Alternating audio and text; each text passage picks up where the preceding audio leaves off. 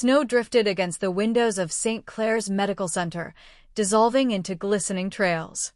The corridors smelled faintly of antiseptic and coffee, familiar to Dr. Evelyn Hart, age 27, who moved through them with quiet precision. She had always found comfort in control, clean reports, steady hands, predictable outcomes.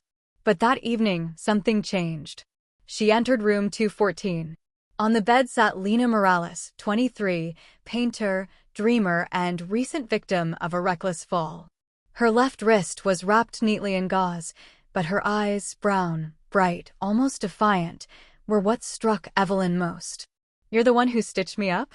Lena asked, voice raspy from sleep. Evelyn nodded. "You took quite the tumble." "Occupational hazard," Lena said with a small smile. "Art doesn't like safety nets." Something in her tone disarmed Evelyn. She was used to fear, to gratitude, but not this bold warmth, not this spark. "I'll need to check your range of motion," Evelyn murmured, stepping closer. Her gloved hands moved carefully, almost reverently, over Lena's arm. "Cold hands," Lena teased.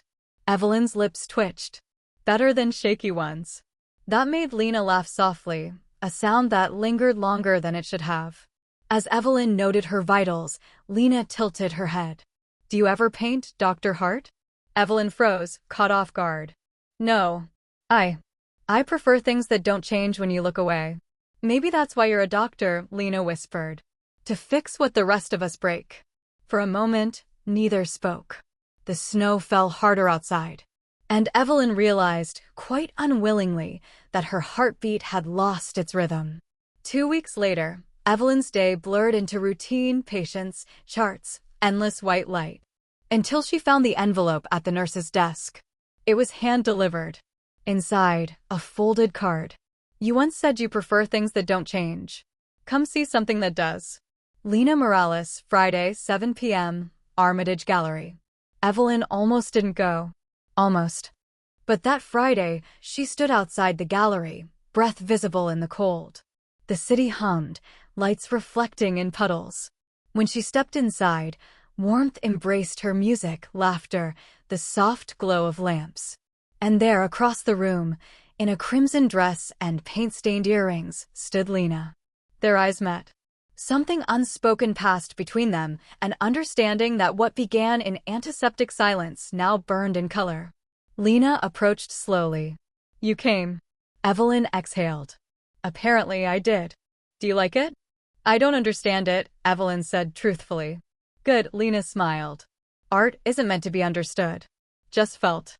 Their hands brushed as they stood before a painting deep blue streaked with gold. Evelyn asked, "What's this called?" "Pulse." "And what does it mean?" Lena turned to her, eyes soft. "That something fragile can still feel alive." The night outside had grown colder, streets glistening with melted snow. The gallery was beginning to empty, the laughter thinning into echoes. Evelyn lingered by the last painting, Pulse, her gaze tracing the uneven strokes of blue and gold. "Stay a little longer," Lena's voice came gently from behind. Evelyn turned. Shouldn't the artist be celebrating with her guests? "I am," Lena said, her lips curving faintly. "You're still here." They left together, the hum of the city muffled by snow. The streetlights painted their shadows long and fragile. "Coffee?" Lena asked. "At this hour?" "Artists don't believe in hours," she teased. Evelyn hesitated, then smiled. "Then lead the way." The cafe was nearly empty, washed in amber light and quiet jazz. Lena stirred her drink lazily, her bracelets catching the glow. Evelyn sat across from her, still in her work coat, posture neat, hands folded. "You're very precise," Lena said, eyes soft but observant. "Old habit," Evelyn replied. "Precision keeps people alive." "And yet," Lena leaned forward, "you came here. With me. That doesn't sound very precise." Evelyn's gaze faltered. "Maybe I wanted to see what it's like to not control everything." Lena smiled. "Careful, Dr. Hart. That's how artists are made." They both laughed quietly, the sound melting into the air. Then silence. The good kind. The kind that hums between two people who don't need words. Outside, snow began again, slow, delicate, as if even the sky didn't want to disturb them. Lena watched it through the window. I used to paint nights like this. Before I got hurt. Evelyn's voice softened. You will again. Lena met her eyes. You sound sure. I am. That's dangerous, Evelyn. So is hope. The words hung there, half a confession, half a promise. They walked back to Lena's building, their steps slow, the city a blur of muted gold and white.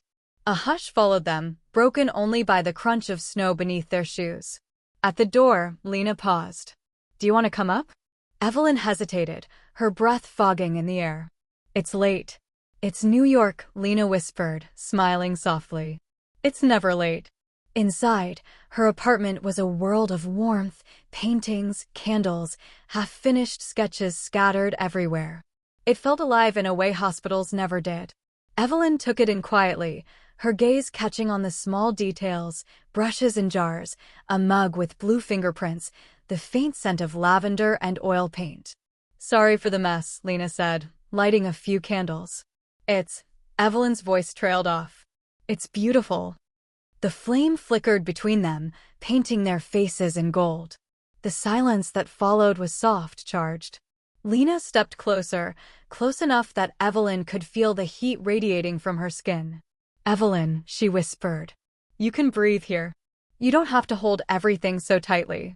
Evelyn's breath trembled. You don't know what you're asking. Yes, I do. Their eyes met, steady, fragile, full of unspoken want. Lena reached out, fingertips brushing Evelyn's wrist, the same hand that had once tended her wound. The touch was small, reverent, but it said everything. No words. Just warmth. Just trust. The candles swayed as they stood close, too close. Evelyn's hand rose instinctively, brushing a strand of hair from Lena's cheek. For a heartbeat, they simply looked at each other. And then, finally, Evelyn leaned in. It wasn't a rush. It wasn't a collision. It was a slow unfolding, like two stars meeting in silence. A kiss that began as a whisper, deepened with promise, and ended with both of them smiling through the quiet ache of something new. Outside, the snow kept falling. Inside, two hearts found a rhythm neither had known before. The city had settled into winter's rhythm, soft snow, gray skies, breath visible in the cold. For weeks after that night, Evelyn found herself thinking of Lena at odd hours, in the hospital corridors, during coffee breaks, while signing discharge papers. It was the smallest things that reminded her. The shade of blue in a patient's blanket, the smell of paint from a mural project in pediatrics, the way jazz hummed softly in a nearby cafe. And in all of it, Lena. Her laughter. Her eyes. The way she said Evelyn like it meant something only she understood. Evelyn told herself it was a checkup. A follow-up visit. Nothing more. But when she reached Lena's apartment again, canvas-strewn, candlelit, alive, she knew it wasn't medicine that had brought her there. You again, Lena teased, opening the door with a small smile. Should I start paying consultation fees? Only if you want me to keep coming back, Evelyn said, surprising herself with the softness in her tone. Lena laughed, the sound like sunlight over cold glass. Coffee? Evelyn nodded. They talked about art, about fear, about how healing wasn't always linear. Evelyn found herself listening in ways she didn't with patience. And Lena, in turn, seemed to see through every layer Evelyn had carefully built. At one point, Evelyn reached out to move a sketch off the couch, a half-drawn portrait. It was her. Lena. Lena smiled, a little shy this time. I draw what stays in my mind. And how long have I been there? Evelyn asked quietly. Lena met her gaze. Since you told me not to give up.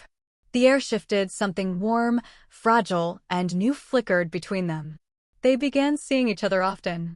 Sometimes over lunch near the hospital. Sometimes in Lena's studio, where Evelyn would sit quietly as she painted, the doctor surrounded by colors she didn't understand, yet couldn't look away from. They never named what was happening. They didn't have to. It lived in small gestures. The way Lena would brush her fingers lightly against Evelyn's wrist as she handed her a mug. The way Evelyn would stay late, pretending not to notice the time. The way silence between them wasn't empty, but full of everything neither dared to say aloud. There were moments of hesitation, too. Evelyn would sometimes pull back, retreating into her own walls. But Lena never pushed, she simply waited, eyes soft, like someone who already knew the ending. A power cut had silenced the city for hours. Lena's building was dark, except for the glow of a few candles. Evelyn had come by, worried, as usual, to check if she was safe. "You didn't have to," Lena said, her face golden in the candlelight. "I did," Evelyn replied. "You don't do well alone. Neither do you." They sat near the window, wrapped in blankets, the city outside a blur of snow and silence. No music. No distractions. Just the hum of their breaths mingling in the quiet. Lena turned her head. "Do you ever wish you could stop being Dr. Hart for a while?" Evelyn looked away. "Sometimes I don't know who I am without it." "Then maybe you should find out." Lena reached over, brushing her thumb against Evelyn's cheek. The gesture was gentle, almost reverent. "I see you," she whispered. Evelyn's breath caught. "And what do you see?" "Someone who wants to be touched not because she's strong, but because she's tired of pretending to be." Evelyn's eyes softened, a tear slipping free before she could stop it. Lena wiped it away, her hand lingering. No rush. No hunger. Just closeness. The kind that heals. The candle flickered between them as Lena rested her forehead against Evelyn's. The warmth was steady, patient, a fire that didn't burn, but glowed. They stayed that way for a long time, hearts unguarded, hands entwined, two people learning how to exist without the fear of falling apart. Outside, the storm began to fade. Inside, a different kind of storm was learning to rest. Winter in New York had turned gentler. The snow no longer fell in storms, it drifted softly, like a memory that didn't want to fade. Evelyn found herself walking the same street every Friday evening, hands tucked into her coat, her mind heavy with anticipation. She'd tell herself she was just checking in, just being careful, just being professional. But each time she reached Lena's door and saw that familiar, patient smile, she knew she was lying to herself. That day, the studio was flooded with afternoon light. The snow outside made everything glow bright, endless white.